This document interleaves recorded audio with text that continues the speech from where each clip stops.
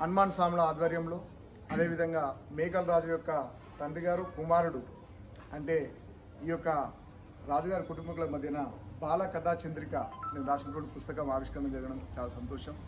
నేను ఈ పుస్తకం రాయాలన్నా, నేను ఉద్యోగంలో ఉండాలన్నా ఈ రాజేందర్ బ్యాచ్కు నేను చదువు చెప్పడం వల్లనే నేను ఈ స్థాయికి వచ్చాను.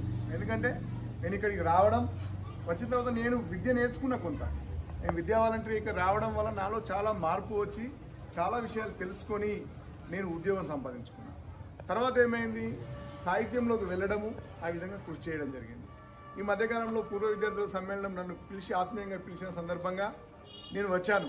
తర్వాత నేను రచనలు చేస్తూ పుస్తకాలు తీస్తున్నటువంటి సందర్భంలో, ఇది 14వ పుస్తకం. ఈ పుస్తకాలు తీస్తున్న సందర్భంలో రాజేందర్ సార్ మీరు పుస్తకాలు తీస్తుంటారు కదా, మీరు రాజేందర్ స్వామి అన్నాడేమో, మీరు పుస్తకాలు తీసుకుంటారు ఏమైనా ఆర్థిక సాయం అయితే ఇస్తాను సార్, మనిషికి 1000 రూపాయలు అని చెప్పి. అలా 1000 రూపాయలు ఎందుకు నాన్న, మనది గ్రూప్ ఫోటో ఉంటుంది కదా, ఈ గ్రూప్ ఫోటో మనం ఇందులో వేసుకున్నట్టయితే ఎప్పటికి ఉంటుందిలే, నేను వేసేస్తలే అన్న.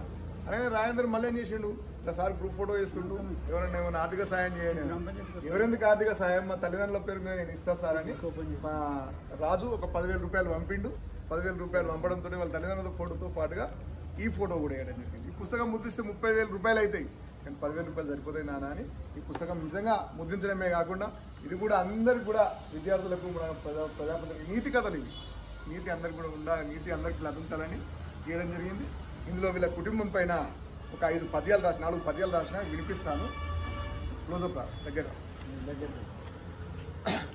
ఈ యొక్క మేకల కుటుంబం గురించి ఒక 4 పద్యాలు రాయడం జరిగింది, వారి గొప్పతనం గురించి.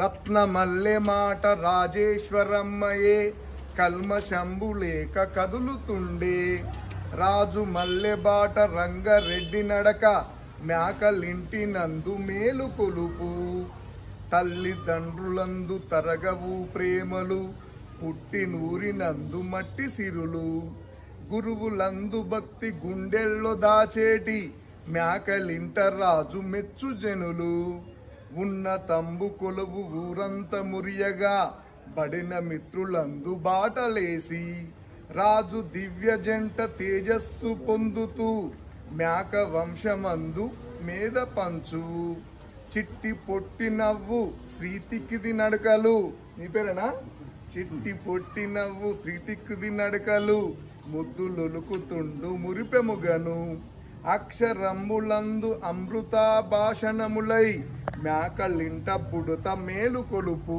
ఈ చిన్నోడు తప్పకుండా